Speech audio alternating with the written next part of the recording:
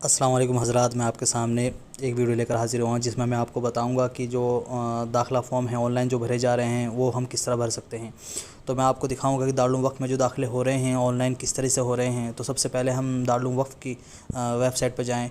यहाँ हम जाते ही सबसे पहले देखिए कि दारुल वक़्फ़ की वेबसाइट खुल कर आ गई है और इसके अंदर जो ऊपर एक बना हुआ आ रहा है एडमिशन फ़ॉर्म, वहाँ पे हम सबसे पहले क्लिक करेंगे।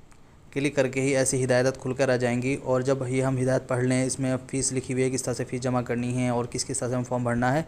जब ऐसी हिदायत खुलकर आ जाए तो उसके बाद जो प्रोसीड का बटन है उस पर हमें प्रोसीड के बटन पर क्लिक करते ही हमारा ऐसा फॉर्म खुलकर आ जाएगा। मैंने पहले ही ऑलरेडी फॉर्म भर चुका हूँ। मैं आपको दिखाता हूँ कि इसके अंदर किस तरह से मालूमात भरनी है हम लोगों को। सबसे पहले हमें जिस दर्जे के अंदर दाखिला लेना है उस दर्जे पर हमने सेट करना है। ये मैंने पहले ही अरबी पंजूम या दाखिला मैं ले चुका हूँ, ठीक है। फिर मैंने अपना नाम डाल दिया है, फिर अपने वालिद का नाम, इस तरह से डेट ऑफ बर्थ डाल दिया है और फिर आधार नंबर डाल दिया। इस तरह से मैंने अपना मोबाइल नंबर यहाँ डाल दिया है, ठीक है। और फिर अपना एड्रेस वगैरह मैंने सब कुछ यहाँ दाखिला फॉर्म के अंदर सब कुछ फिल कर दिया है और उसके बाद इंग्लिश में मैंने डिटेल डाल दी है।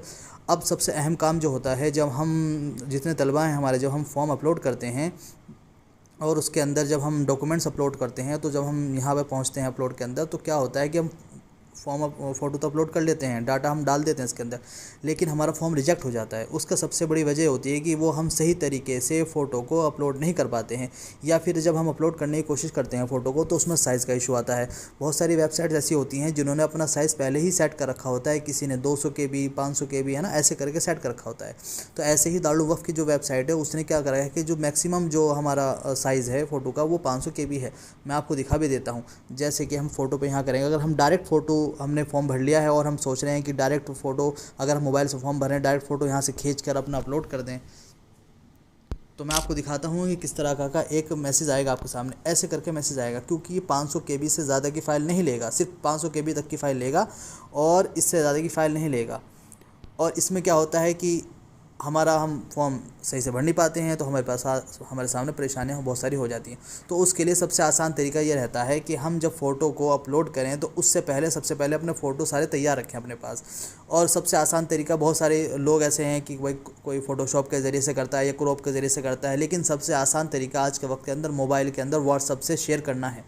कि आप अपने किसी साथी से मोबाइल लें या घर वाले को मोबाइल से, फ्रेंड के मोबाइल पे क्या करें कि अपने फ़ोटो को सही तरीके से, मैं आपको दिखाता हूँ किस तरह से, कि किस तरह से हमें फ़ोटो अपना अपलोड करने हैं और फ़ोटो व्हाट्सअप पे शेयर करने हैं। मैं आपको ये अपना व्हाट्सअप खोल दिया है मैंने।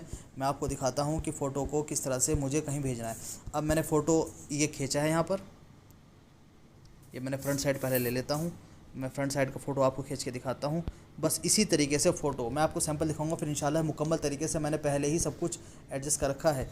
ये देखिए, यहाँ से आपने क्रॉप कर लिया है फ़ोटो, और फ़ोटो ऐसे ही फॉर्म में आपको फ़ोटो लेना है। आपको इस फॉर्म में फ़ोटो नहीं लेना है, ठीक है। आपको फ़ोटो इसी फॉर्म में लेना। अगर 1% ले भी गया तो उसको आपको इसी तरह से सेट करना है। अब मैंने डन कर देता हूँ और ऐसे करके सेंड कर देता हूँ अपने साथ, ठीक है। अब ये मेरा साइज़ ऑलरेडी कम हो चुका है, तो मैं आपको दिखाता हूँ कि किस तरह से अब हमारा साइज़ कम हो चुका है। अब मैं फ़ोटो को किस तरह से यहाँ अपलोड करता हूँ, ठीक है। मैंने आपको बताया कि मैंने पहले ही फ़ोटो शेयर कर चुका हूँ और ये फ़ोटो मेरे फ़ोन में आ चुके हैं कम साइज़ के साथ। तो मैं यहाँ से फटाफट फ़ोटो अपलोड करता हूँ और आपको दिखाता हूँ फ़ोटो कैसे अपलोड करते हैं।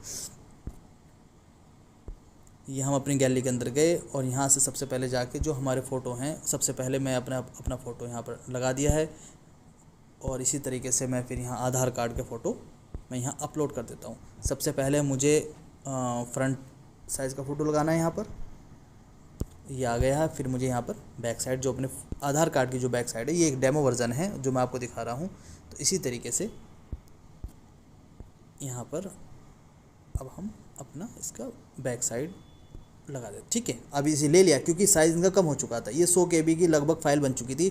अब इस तरीके से जब हम अपना फॉर्म अल्हम्दुलिल्लाह भर देंगे और अपने डाटा अपलोड कर देंगे तो इंशाल्लाह हमारा फॉर्म रिजेक्ट नहीं होगा, ठीक है, इंशाल्लाह। अब मैं सबमिट कर देता हूँ।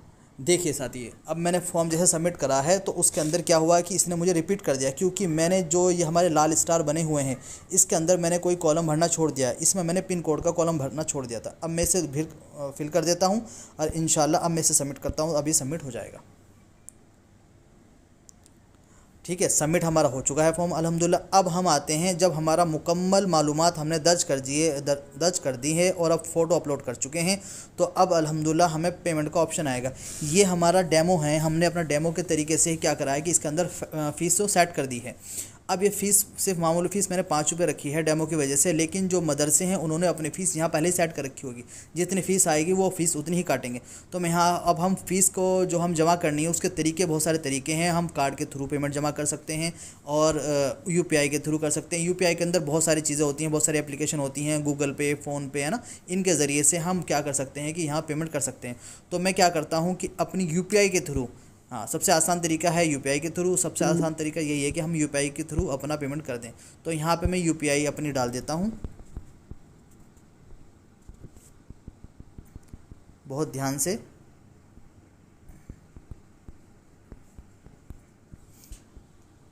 हाँ, जो बच्चे फ़ोन के अंदर अपना फॉर्म भर रहे हैं और अपनी ही वो यूपीआई यूज़ कर रहे हैं तो बात अल्हम्दुलिल्लाह बहुत आसान है। अगर आप कहीं और से फॉर्म भरवा रहे हैं, है ना, कि गांव से हम बच्चे फॉर्म भरते हैं, वो जाते हैं साइबर कैफ़े पे जाते हैं, जनसेवा केंद्र भरते हैं, वो क्या करेगा कि वो आपसे फ़ीस कैश में ले लेगा और वो जहाँ जैसे चाहे वो अपलोड कर देगा फ़ीस, ठीक है। लेकिन जो फॉर्म से भर रहे हैं, जो मोबाइल से अपने फॉर्म भर रहे हैं, किसी से भरवा रहे हैं मोबाइल के ज़रिए से, तो वो अपनी यूपीआई डालेगा और यहाँ पर वो पेमेंट पर क्लिक कर देगा। अब जब हम यहाँ पेमेंट पे क्लिक कर दें तो ऐसा एक सरफेस खुलकर आ जाएगा आपके सामने कि अब आपका पेमेंट का जो प्रोसेस है वो शुरू हो चुका है और ये फ़ीस हमारी अल्हम्दुलिल्लाह दारुल तक पहुँच रही है। एक मैसेज आपको आ जाएगा। अब एकदम से जो यूपीआई हमने डाली थी यहाँ पर, उस यूपीआई आपको परमिशन मांगेगा कि आप इन्हें पेमेंट देना चाहते हैं या नहीं। तो अगर आप यहाँ से पे करेंगे, ये आपने पे कर दिया है और जो आपका बैंक होगा ये आपको विजिबल नहीं होगा, ठीक है। ये पर्सनल प्रोसीजर होता है। अब आपको सिर्फ यहाँ से मैं आपको दिखाता हूँ, पेमेंट होते ही जो मेरा ये वाला फॉर्मेट है, विंडो है, मैं आ गया हूँ यहाँ पर। ये देखो यहाँ इन्हें शुरू कर दिया है कि आपका पेमेंट पहुँच चुका है, ठीक है। अब ये पेमेंट पहुँचते ही हमारे पास एक ऐसी स्लिप खुल कर आएगी और ये स्लिप ऐसी स्लिप, इसको आप यहाँ से स्क्रीनशॉट ले सकते हैं या तो उसका पीडीएफ कर सकते हैं। और जो अंदर एक स्कैनर बार कोड लिखा हुआ है, ये आपका ये प्रूफ है कि आपने पेमेंट कर दिया। जब आप स्कैन करेंगे तो आपको ऐसा पूरा एक फॉर्म खुलकर आ जाएगा। तो अज़ीज़ तलबा, इसी के साथ आपका फ़ॉर्म भरने का जो प्रोसेस था वो मुकम्मल हो गया। आपका फ़ॉर्म पूरी तरीके से भरा जा चुका। अब आपको यही फ़ॉर्म जो है प्रिंट लेके रख लेना है और यही आपका इजाज़तनामा है शिरकत इम्तिहान के लिए। अगर फ़ौरी तौर पे आपके पास प्रिंट लेने का इंतज़ाम ना हो सके तो आप इसको पीडीएफ बना के रख लीजिए या इसका स्क्रीनशॉट ले लीजिए और बाद में भी अगर आप ये जो क्यूआर कोड इस पे लगा हुआ है इसको स्कैन करेंगे तो ये पूरा का पूरा फ़ॉर्म खुल के आ जाएगा। आप इसको बाद में भी प्रिंट आउट ले सकते हैं, लेकिन दाखिला इम्तिहान में पहुंचने से पहले पहले इसको प्रिंट आउट ज़रूर ले लें, क्योंकि इसके बिना आपको इजाज़त नहीं मिलेगी दाखिला इम्तिहान में शिरकत की। अस्सलाम वालेकुम।